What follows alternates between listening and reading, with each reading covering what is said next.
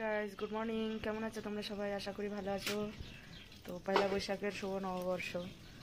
দেখো এখন ঘুম থেকে উঠলাম, আর আর্য উঠে ওই যে রাস্তায় রাস্তায় দৌড়ে করছে।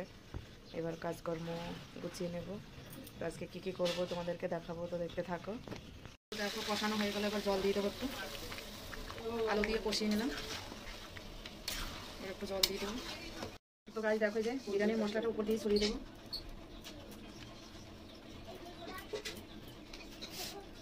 কই এদিকে এদিকে রাস্তার উপরে দিয়ে এদিকে মানে এদিকে আসো এদিকে আসো এদিকে আসো আসো। এনে গেছে শোনা? এনে গেছে? কিনে গেছে? এনেগলে করো। তো গাইস, তোমাদের পয়লা বৈশাখ কেমন কাটছে? গতকাল আমি জানি না, কিন্তু আজকে আমার পয়লা বৈশাখ মানে আমার গতকাল আমাদের ষষ্ঠী ছিল, ওই জন্য খাওয়া হয়নি, কালকে কিছু করতে পারিনি। তো আজকে এই যে সব গুছিয়ে নিলাম এক এক করে। তো দেখো গ্যাসের উপরে কড়াইটা দিয়ে তেল দিয়ে বসিয়ে দিলাম, কড়াইটা গরম হচ্ছে। তো এবার আমি দেবো ওতে আলুটা ভালো করে আগে মানে ছাড়িয়ে ধুয়ে লবণ হলুদ মেখে রেখে দিলাম। এবারে এক এক করে আলুটা দিচ্ছি। তো দেখো তেলের উপরে তেলটাও গরম হয়ে গেল বেশ ভালোই। তো দেখো কড়াইটা আমি ছোট কড়াই ছিল বলে 1 কিলোর উপরে আলু হবে, কড়াইটা ধরেনি, ওই কারণে ওটা থেকে ঢেলে আবার আমি বড় কড়াইতে দিলাম যাতে তাড়াতাড়ি করে হয়। তো দেখো এবার আলুটা ভাজতে ভাজতে আমি পেঁয়াজটা কেটে নেব, পেঁয়াজ ব্রেস্তা করার জন্য কুচি কুচি করে কেটে নেব। এদিকে আলুটাও হচ্ছে আর পেঁয়াজটাও কেটে নিচ্ছে। তো এদিকে দেখো আলুটা ভাজা হয়ে গেল, আমার পেঁয়াজ কুচানো অর্ধেকটা হয়েছে আর অর্ধেকটা হয়নি। আর এদিকে আলুটাও বেশ তাড়াতাড়ি ভাজা হয়ে গেল। এবার এক এক করে তুলছি, আর যেদিকটা হয়নি সেটা উল্টিয়ে দিচ্ছি যাতে সেদিকটাও ভাজা হয়ে যায়। তো এভাবে করে আস্তে আস্তে করে সব এক এক করে ভেজে মানে তুলছি, একটা একটা করে উল্টেই দিচ্ছি আর ভেজে তুলছি, কারণ ছোট গ্যাস তো ওই কারণে বেশি জোরে জাল ওঠে না। তো দেখো এখানে আমি আলুটা আমার ভাজা হয়ে গেল, তো এদিকে পেঁয়াজটা কুচানো হয়ে গেল। তো ওই আলু ভাজা তেলের ভিতরে আবার পেঁয়াজটা দিয়ে দিলাম যাতে তাড়াতাড়ি করে গরম তেলে তাড়াতাড়ি করে হয়ে যায়। তো দেখো একটু মোটা মোটা করে পেঁয়াজগুলো কুচানো হয়ে যায় বলে তাই। তো দেখো সামনে আমি দূরে বসে দেখাতে পারিনি বলে সামনে নিয়ে এসে তোমাদের দেখাচ্ছি। তো দূরে দেখানো যায় না, দূরে অতটা দেখতে পাও না, যার কারণে সামনে নিয়ে আসলাম ফোনটা। তো নিয়ে এসে দেখো ভালো করে এগুলো পেঁয়াজগুলো এমনই মানে একদম কচু শাকের মতো নরম হয়ে যাচ্ছে। তো এগুলো বিরিয়ানির পেঁয়াজ কি বলো তো, একটু মানে মচমচে হবে, একটু মচমচে টাইপের হবে, তবে হাত থেকে একটু গুঁড়ো করে চারিদিকে ছড়িয়ে দিলে পরে ভালো লাগে। আর এটা একদম কচু শাকের মতো হয়েছে, তাও ভালো হবে, খারাপ হবে না। তো তো দেখো তোমরা যখন বিরিয়ানি করবে তো তোমরা ওইভাবে করে পেঁয়াজ নেবে, নিয়ে ভালো পেঁয়াজ নেই আর কি, আমি বুঝতে পারিনি যে পেঁয়াজগুলো এরকম শাকের মতো হয়ে যাবে। তো দেখো এবার আমি পেঁয়াজগুলো তুলে নিলাম, নিয়ে আমি কড়ার ভিতরে সরিষার তেল দিলাম। এবার সরিষার তেলটা আস্তে আস্তে গরম হতে লাগলো, আর এদিকে আমি পেঁয়াজগুলো ভালো করে আমি ওদিকটা আবার একটু মেলে মেলে দিলাম যাতে হয়ে যায়। তো তেলে হলো না, তো আর একটু তেল দিলাম, তারপরে আমি দিলাম গরম হয়ে গেল তেলটা, তার ভিতরে দিলাম চিকেনগুলো দিয়ে একটু ভালো করে নাড়াচাড়া করব এইভাবে করে নাড়াচাড়া করে করে। তো যখন একটু হালকা হালকা কালার আসবে দেখো নাড়াচাড়া হচ্ছে, মানে চিকেনগুলো আর একটু বড় বড় করতে হয়েছে, তো এখানে চিকেনগুলো ছোট হয়ে গেছে কোটা মানে কাটাটা। তো চিকেনগুলো কাটাটা ছোট হয়ে গিয়েছে, আর একটু বড় করলে পরে বেশি ভালো হতো। এবার দেখো মানে আমি তেলে নাড়াচাড়া করছি ভালোভাবে, তা হালকা করে ভেজে নিতে হয় পোলট্রি তো, যার কারণ। তো পোলট্রির মাংস একটু ভালো করে নাড়াচাড়া না করলে হয় না, তো তেলে হালকা করে ভাজা করে নিলে পরে শক্ত হয়, বেশি মুরগির মতো হালকা করে শক্ত হয়। তো দেখো এভাবে করে উল্টে পাল্টে আমি কীভাবে করে মানে নাড়ছি ওগুলোকে। তো তোমরা কি আমার মতো নাড়তে এভাবে ভালোবাসো? আমি তো রান্না করতে বেশ ভালোবাসি। তো দেখো এইভাবে করে উল্টে পাল্টে হালকা করে ব্রাউন কালার আস্তে আস্তে করে চলে আসছে। বেশি অতিরিক্ত ভাজা হয়ে গেলে পরে ওটা মানে কোনো টেস্ট আসে না, বেশিও ভাজা হবে না কমও ভাজা হবে না, মিডিয়াম। তো এবার এর ভিতরে দেব আমি টমেটো।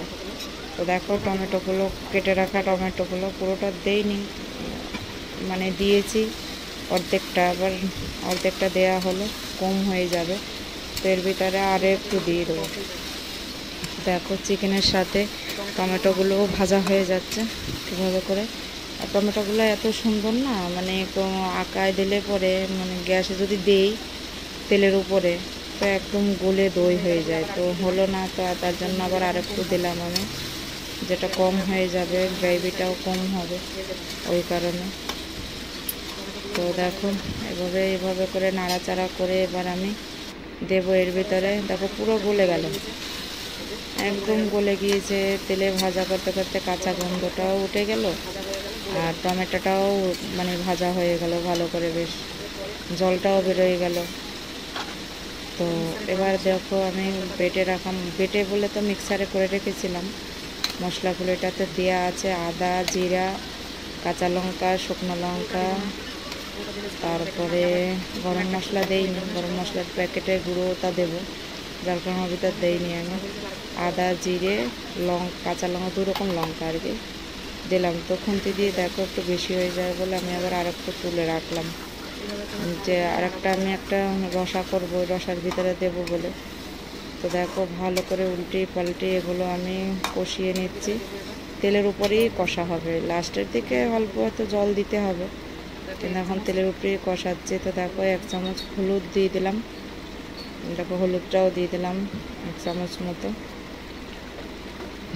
তো এবার দেব আমি ভিতরে লবণ, স্বাদ মতো লবণ দেব, স্বাদ মতো লবণ দেবো, তোমাদের স্বাদ মতো তোমরা লবণ দেবে, আমি আমার স্বাদ মতো লবণ দিচ্ছি। একটু ঝাল বেশি হলে পরে একটু লবণ বেশি দিলে পরে সে ঝালটা মনে হয় না, আর ঝাল কম হলে পরে লবণ বেশি হলে পরে সে খাওয়া যায় না। তো আমি আবার একটু একটু করে মানে লবণ দিলাম আমার এই মতো, তারপরে দিলাম দেখো ধনে পাউডার দেওয়ার মানে মনে ছিল না, ওটা পরে মনে পড়লো, যার কারণে আমি ধনে পাউডারটা দিলাম। আর এখানে দেখো গরম মশলাটাও আমি একবারে দিয়ে দিলাম, যাতে একবারে কষানো হয়ে যায়, কাঁচা গন্ধটা উড়ে দৌড় মারে। তো দেখো এইভাবে করে ভালো করে কষিয়ে নেব আমি, এভাবে করে ভালো করে কষাবো, এভাবে ভালো করে কষিয়ে কষিয়ে কষিয়ে কষিয়ে তো চিকেনের যে জলটা আছে ওটা একদম মরে যাবে। তো দেখো এইভাবে করে কষানো হচ্ছে। আর এত গরম গ্যাসের কাছে সে তখন থেকে বসা, গরমে শরীর পুরো ফেটে যাচ্ছে মনে হচ্ছে, এত গরম। আদা, রসুন, পেঁয়াজ, শুকনো লঙ্কা, কাঁচা লঙ্কা মিলিয়ে মশলা করলাম। কাঁচা লঙ্কা দিলে পরে একটু সাদা সাদা হয়, পুরো কাঁচা লঙ্কা দিলে, এখানে পুরো কাঁচা লঙ্কা দিলাম না, শুকনো লঙ্কাও মিক্স করে দিলাম।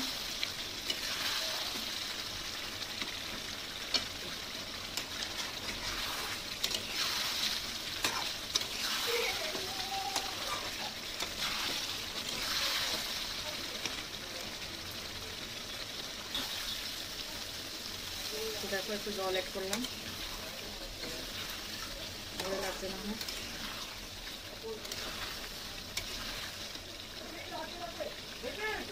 এবার এর ভিতরে ভেজে রাখা আলুগুলো দিয়ে দেবো।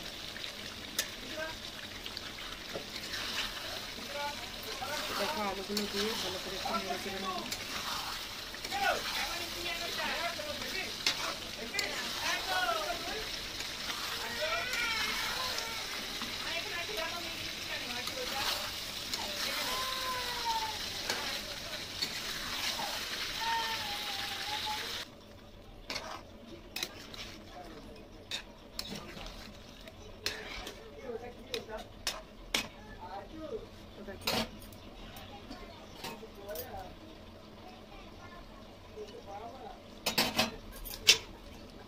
লবণ একটু কম হলো, আর একটু লবণ দেবো।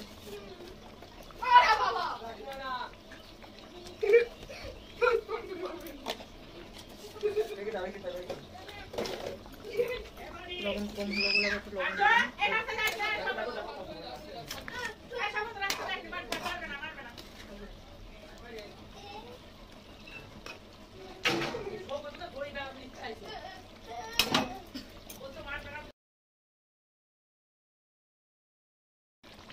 দেখো চিকেন কষাটা হয়ে গেল, এটাকে এখন নামিয়ে নেব। দেখো জলটা বসিয়ে দিলাম,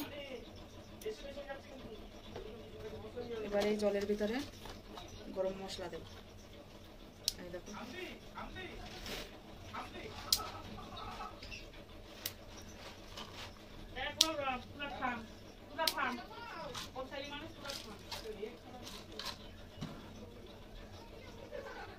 তো গাইস দেখো দারচিনি দিলাম,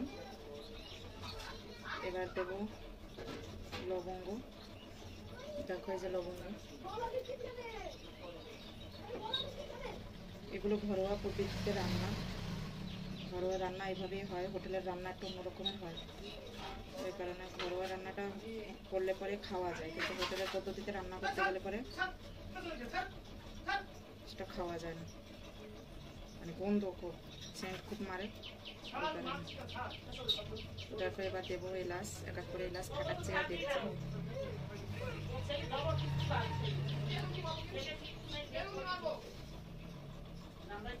এই যে দেখো এক এক করে ফাটাচ্ছি আর এলাচি দিচ্ছি।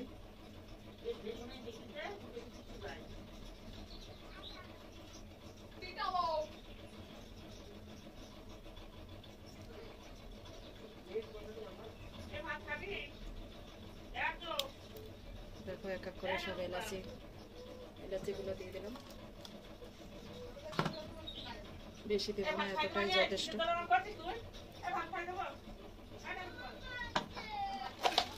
এটাকে ভালো করে ফুটিয়ে নেব, ভালো করে ফুটিয়ে নেব। তো গাইস দেখো এই যে ভালো করে ফুটে গেল জলটা। এবার এই যে আগে ভিজিয়ে রাখা চালগুলো, আগে থেকে 2-3 ঘন্টা ভিজিয়ে রেখেছিলাম, এবার এই চালগুলো দিয়ে দেবো।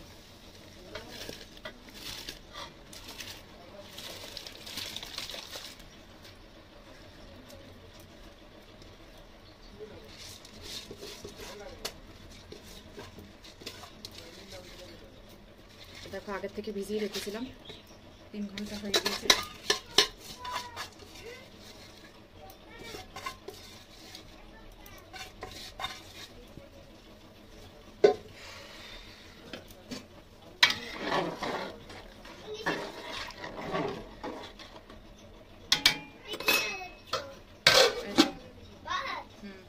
তো গাছ দেখো ঢেকে দিলাম ভালো করে, একটু উঠলা, তারপরে দেখাচ্ছি তোমাদের। তো গাছ দেখো এই যে এটা হয়ে আসলো, বেশি ফুটাবো না, কেননা নরম হয়ে গেলে পরে খাওয়া যাবে না, অনেক নরম হয়ে যাবে। তো দেখো ভাতগুলো লম্বা লম্বা হয়ে গিয়েছে, এই যে সাথে 2-3টা কাঁচা লঙ্কা সেদ্ধ দিয়ে দিলাম, কাঁচা লঙ্কা সেদ্ধ না দিলে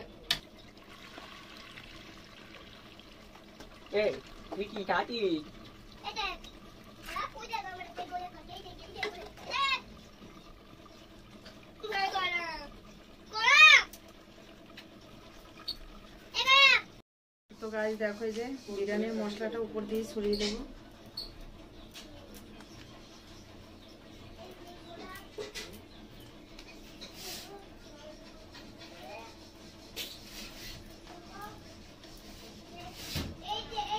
খুলতেই পারলো না এখনো, দেবো কখন?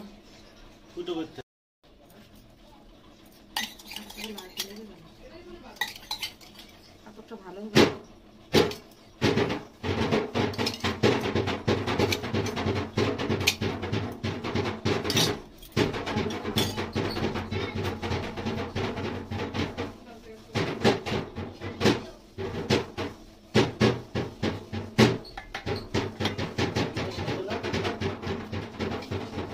খেলো না, খেয়ে না।